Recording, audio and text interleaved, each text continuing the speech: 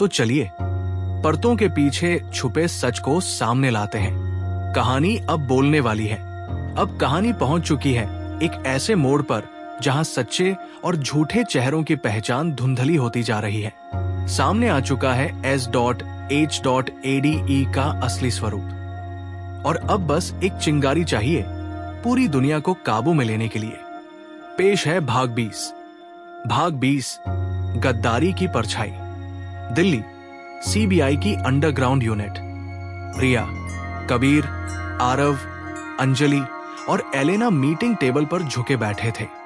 Master की का एक हिस्सा उनके पास था, लेकिन दूसरा हिस्सा अब भी प्रोफेसर एक्स के पास था। हमें यह पता लगाना होगा कि वो दूसरा हिस्सा कहाँ है, एलेना ने कहा। और उससे पहले हमें अपने बीच के लोगों को भी जांचना होगा। मतलब? आरव ने पूछा। हमें शक है कि टीम में कोई प्रोफेसर एक्स के लिए काम कर रहा है। एक सन्नाटा फैल गया। एक पुराना वीडियो। रिया को पुराने डेटा में एक इनक्रिप्टेड फोल्डर मिला। वो 7 साल पुराना था और उसमें एक वीडियो चला। एक लैब में प्रोफेसर एक्स किसी युवक से मिल रहा था। युवक ने अपना चेहरा कैमरे की ओर किया। ये तो कबीर है। अंजलि चौंक पड़ी। नहीं, ये फेक है, कबीर चीखा। ये वीडियो एडिट किया गया है। मैं कभी प्रोफेसर एक्स से नहीं मिला। लेकिन अब शक गहराने लगा। दिमाग पर कब्जा, पहला शिकार। उसी रात CBI के एक अफसर विवेक मेहरा अचानक बेस से भाग गया। उसने दिल्ली के एक बैंक के सर्वर रूम को हैक कर लिया और वहां आग लगा दी। जब टीम पहुंची, विवेक खुद बड़बड़ा रहा था। मैं खुद नहीं हूं, वो मेरे अंदर है, वो बोल रहा है। रिया स्कैनर से चेक करती है।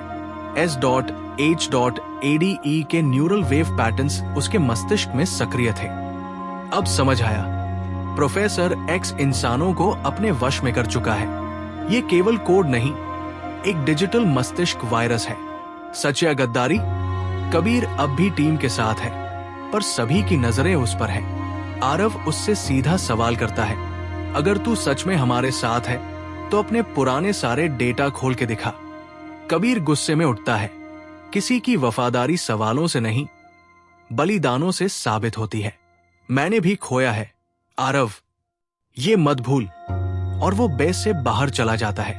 प्रॉक्सिमिटी अलर्ट, प्रोफेसर एक्स की पहली झलक। अचानक कमांड सेंटर में अलार्म बजता है।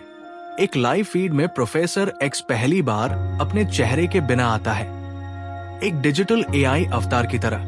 तुम मुझे खोज नहीं सकते क्योंकि मैं इंसान नहीं, विचार हूं। तकनीक में पला और नियंत्रण में जीता। अब अगला हमला दिमाग नहीं, यादों पर होगा। और स्क्रीन पर एक और नाम चमकता है, टारगेट रिया मल्होत्रा, सब्जेक्ट 9-0। अब कहानी उस मोड़ पर है जहां दिल की धड़कनें तेज है और दिमाग को सच और धोखे के बीच फर्क करना मुश्किल हो रहा है। प्रोफेसर एक्स ने अब रिया को टारगेट किया है, लेकिन क्यों? उसका क्या रिश्ता है सब्जेक्ट 9-0 से?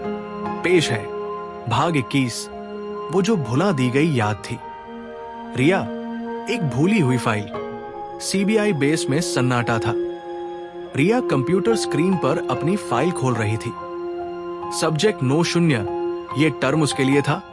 एलेना ने हैरानी से पूछा। रिया, तुमने कभी अपने किसी एक्सपेरिमेंट के बारे में नहीं बताया। रिया चुप थी। फिर उसने गहरी सांस लेकर कहा, शायद अब वक्त है सच बताने का। Flashback 2010, मिटलैब, USA। रिया वहां एक रिसर्च प्रोजेक्ट पर काम कर रही थी। प्रोजेक्ट का नाम था न्यूरोसिंक फेज 0। इसका उद्देश्य था इंसानी यादों को रिकॉर्ड और ट्रांसफर करना।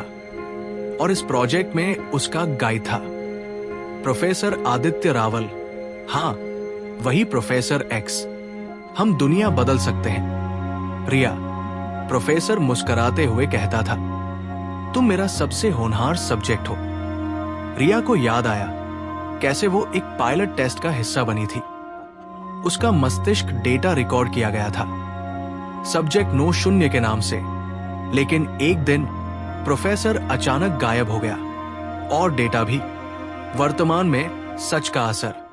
अब टीम को समझ आया कि S.H.ADE की नींव उसी डेटा पर बनी थी। रिया के दिमाग की बनावट, उसकी सोच, उसकी इमोशन मैपिंग, ये सब प्रोफेसर के पास था। इसका मतलब, कबीर बोला, रिया का दिमाग ही S.H.ADE का मास्टर की है। एलेना बोली, अब प्रोफेसर एक्स उसे सिर्फ नहीं टारगेट कर रहा, वो उसे वापस सिस्टम में खींचना चाहता है। डिजिटल हमला, यादों की चोरी।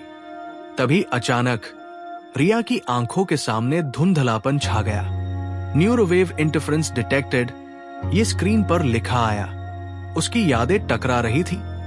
बचपन, लैब, मां की तस्वीरें, प्रोफेसर की बातें। नहीं, रिया चीख उठी, वो मेरी यादें चुरा रहा है, वो मुझसे मैं छीन रहा है। टीम उसे संभालती है और एलेना तुरंत न्यूरो ब्लॉकर सिस्टम एक्टिवेट करती है। एक आखिरी उम्मीद। रिया कमजोर थी, लेकिन उसकी आवाज में आग थी।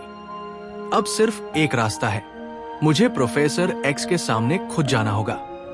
सभी चौंक जाते हैं। क्या पागल हो गई हो?